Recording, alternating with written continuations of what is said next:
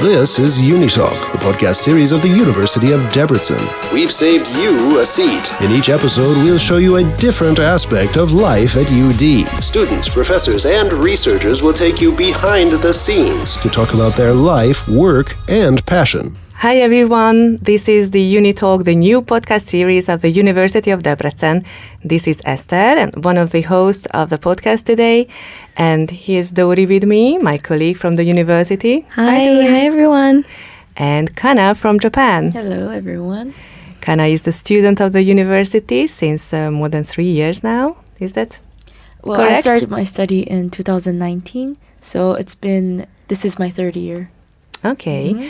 Today we are going to talk about our full scholarship program, the Stipendium Hungaricum program, which is offered by the Hungarian government and also available at our university. This is a very exciting scholarship program because it offers tuition-free education, contribution to accommodation, free medical insurance, and monthly stipend. Yeah, and also it's very important to note that the application period has already started, and the deadline for the application is the 15th of January 2022. So we're right in the middle of the application period, so we just don't want anyone to miss it. That's correct. Kanna, you also study with the scholarship program. Yes, I do.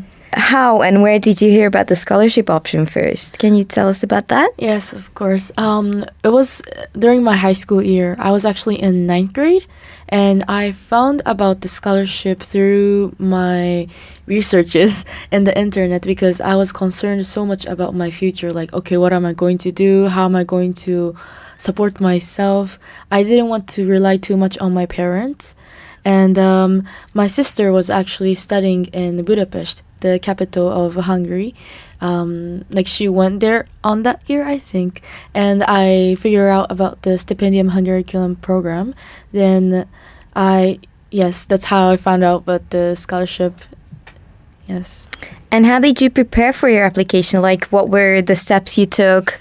What kind of documents did you have to upload? Can you explain a bit about that? So, first when I started it, to prepare for the scholarships program, I literally went to my schedule book to write about every deadlines. So you don't want to miss everything. So I started to write about what I needed. What is the what's the name? The motivation letter. When I needed to prepare for my motivation letter, I wrote down everything about the requirement, like what it needs to be.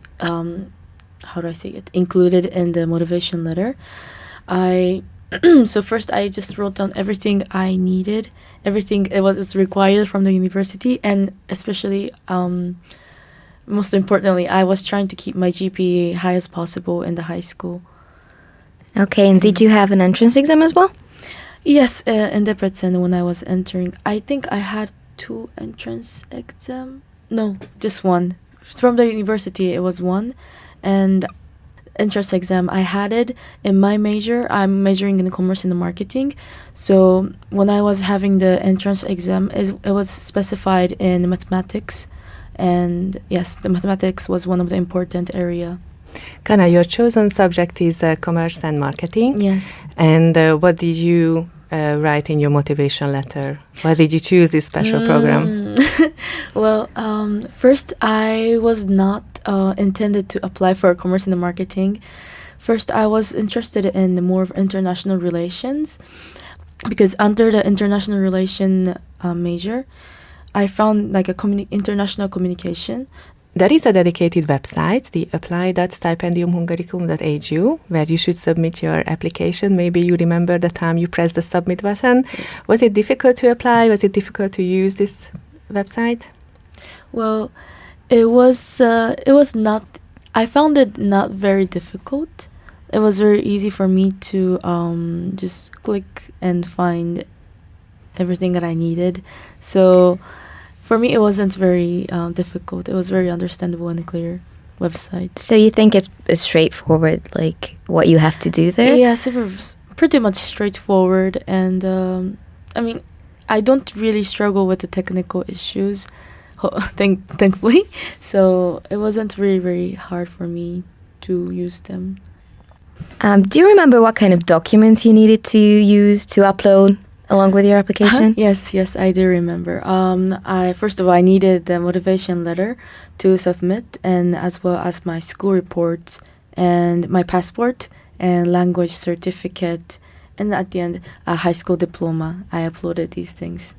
All right, thanks, great. Do you have any tips maybe for new applicants regarding the scholarship application and the whole procedure? How can they maximize their chances? So I think I would recommend the same thing I did to everyone, which is first to write down what is important, the requirement, as well as the deadline of the uploading of the files, such things as like motivation letter. This is like, I think, one of the most important thing to upload for your application. And regardless of the application, you should keep your GPA as high as possible in your high school. I know, in the senior year, you want to just let it out everything and, have those like fun memories at the end of the year with your friends. But at the same time, you can't forget about your GPA as well. Yeah, and like if you have exams that you have to take, like the entrance exam, I guess you would have to prepare for that, right? Yes, of course. But if you have basic knowledge, because I can only talk from my personal experience, but depending on which major you are applying to, if you have a basic knowledge from your high school about your specific major, then you don't really struggle with preparing for the application or the examination. Okay, guys, so if you would like to be well prepared for your entrance exam, it's worth checking the academic requirements on the website of the university, which is edu.unideb.hu. And if you find your chosen program, then don't forget to check the academic requirements, where you can also see your exam topics and find some sample tests and subjects. Now that we covered all the academic, aspects of the scholarship, could you maybe tell us a bit about your life in Debrecen as a student, a scholarship holder? What is your experience in Debrecen and at the University of Debrecen?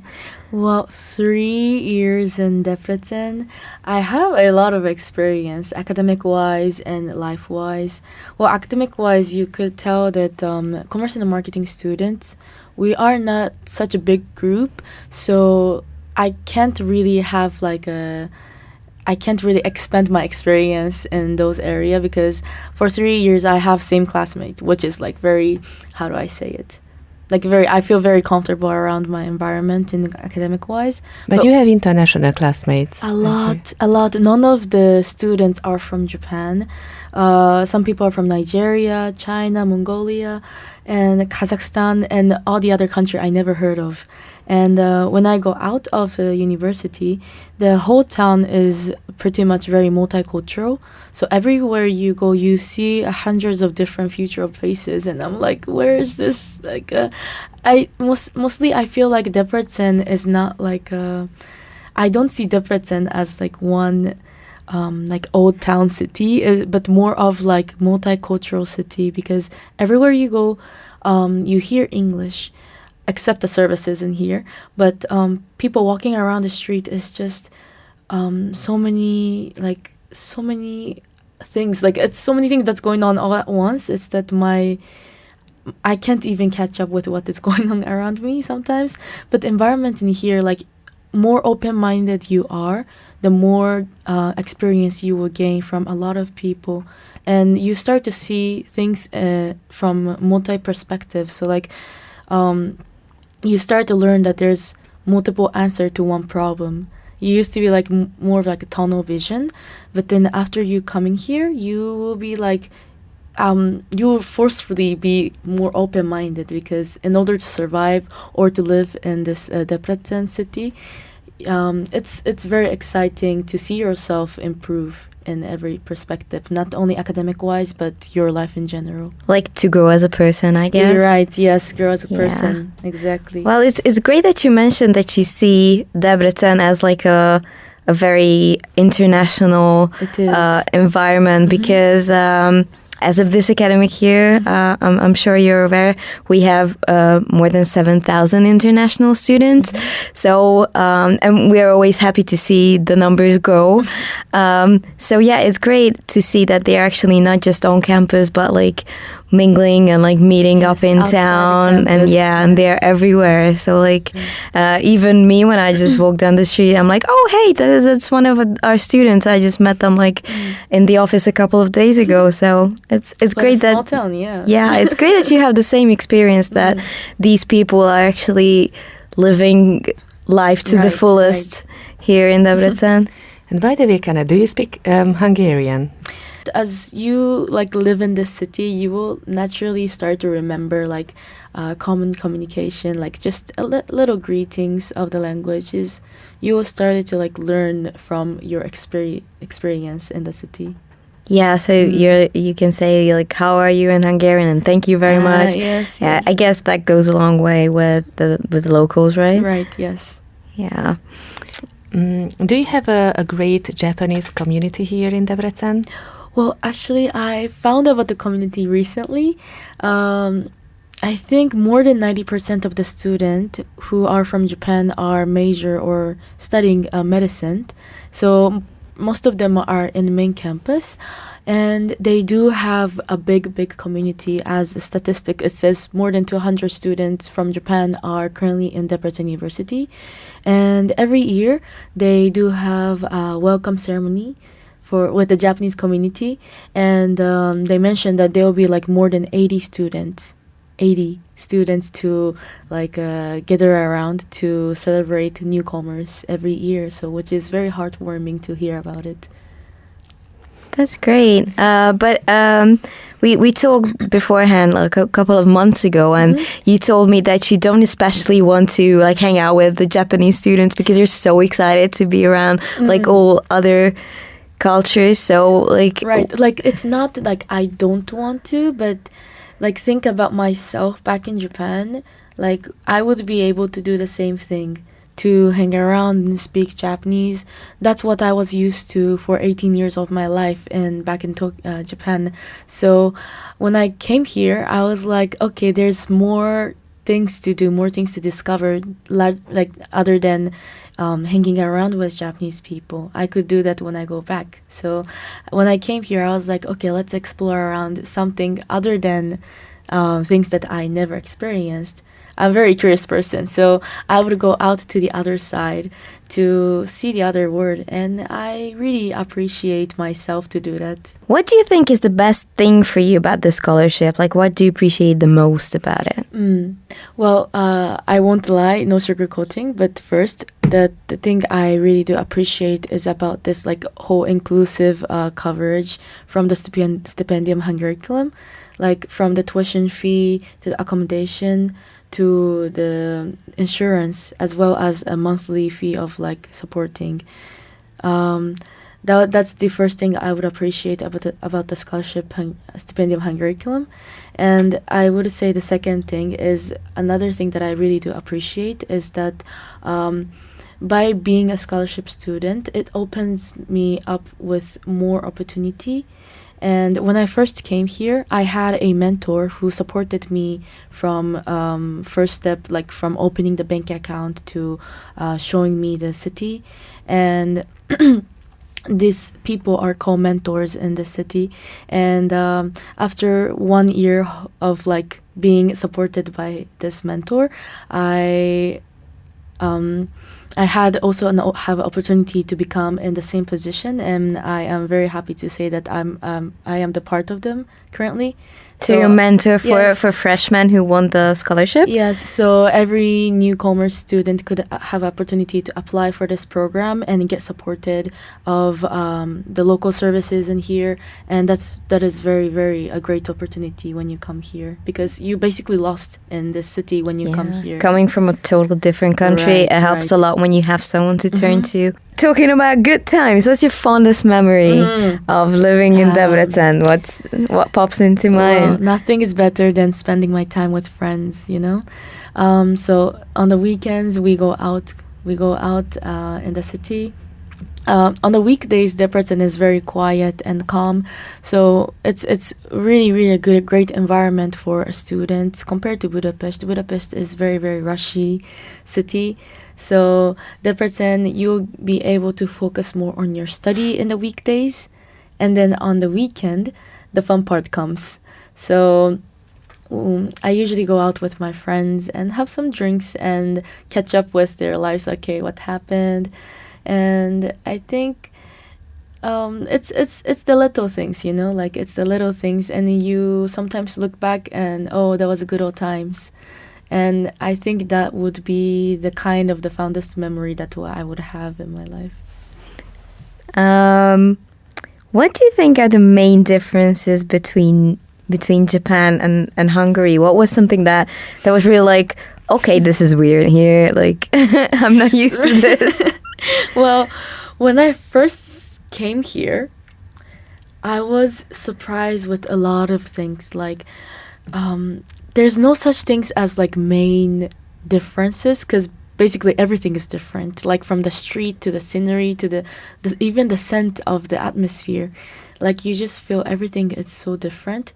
The construction of the building is too different, and the services are pretty much slower compared to Japan. And people in here are very different. But I found the common area of being shy between Hungarian people and Japanese people to be a bit common. So, but main difference, one of the things I was surprised about is that people sneeze. Oh my god, the people, Hungarian, oh my god, okay, the Hungarian people, they just sneeze in public area, like everywhere. Like I hear elephants around me, and I was like, what is going on? During the winter season, actually. Yeah, they catch a cold. Right. They're not shy about sneezing. Yeah, that's the one of the things that I got surprised. And as well as the register, like when I go for grocery shopping, usually in Japan, the register woman or man, they would like scan the code and put it into the basket, and then we can bring the basket to the other corner to like take our time to like pack the things. But in here, it's a different story. Like when you enter, you just It's like a race. It's like a race, exactly. It's Yes, like they you need to scan be and they really just fast. like, yeah, it's like they scan and then like they slide the product, and I'm like, I try to put the things inside my bag. At the same time, I need to pay for the food, and I was just like, okay, it was very rushy, and that was one of the things that I find it weird and difficult at the same time.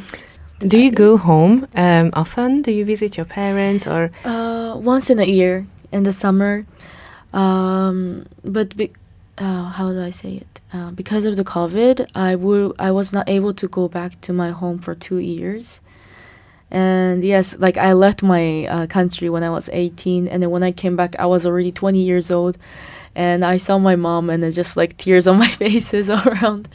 But it was such a wholesome moment. But usually, if there's no COVID, then Japanese people usually we tend to go back to our country once in a year or twice maximum. Yes. How do you think one can prepare for their university days in Debrecen? What should they expect? What should they pack that's essential? What are the most important things? Well, what to pack? Let's start from what to pack, you know? Well, in the suitcase, you must have your favorite snacks. This is very important. Very important. And mental-wise, just prepare yourself to be very open-minded, because especially with the people who's coming to foreign country for the first time, you have to prepare yourself to be like, again, very open-minded to expect what's about to come in your life, you know? Because Debrecen, you would expect like, oh, Debrecen, Hungarian people. No, it's not like that, you know? You'll see people from all around the country. So that's very important. one of the key to prepare yourself before coming. And finally, is there anything else that you wish to share or add? Maybe a funny story, maybe a good tip, or just something to add up on? Yeah. Well, maybe. Well, I would like to motivate everyone, people who are hearing this, to say that everyone has opportunity from all around the world. Like, you don't have to be the best in your class to obtain full funded scholarship. Like, in fact, I wasn't the best one to apply. I wasn't the best one in the high school to get the full funded scholarship. I wasn't good at everything. Like, I mean, come on, people are not perfect, you know? Yeah. So, like, this scholarship kind of proved me that everyone do have opportunity to apply for such things. So don't hesitate yourself from, like, how do I say it? Having the low esteems. Like, just be proud of yourself where you got, and just throw your chance out there. You might get it, you know? So be very optimistic to yourself, because I understand, like, in the high school of the senior year, everything gets intense, and you kind of get lost of, like, where you're going, like, what am I going to do? If you can't, like, even though if you can't specify what you want to do in the high school year, I mean, come on, you're like only 18 or 17. You have more life ahead. So why not apply for a scholarship, and maybe you can find yourself what you want to do in Debrecen. I mean, you'll see a lot of people, so it kind of opens up, like, other side of yourself. Maybe you get to find what you want to do. So that's very optimistic and great. Thank you for sharing that and all your experiences. Yeah, thank you so much, Kanna. It was very nice of you. Very optimistic, very positive. And guys, if you would like to be part of the experience yourself as well, don't forget to apply until the 15th of January 2022. Again, the online application website is the apply.stipendiumhungaricum.hu. That was the end of our podcast. Thank you for having me. Thank you so much for focusing on the scholarship program. Look for another podcast of the university, and we hope to meet you soon on campus. Yeah. Thank you so much. September 2022. We're waiting for you. All right. Thank you. Thank Bye. you. Bye. Thank Bye. you. Bye.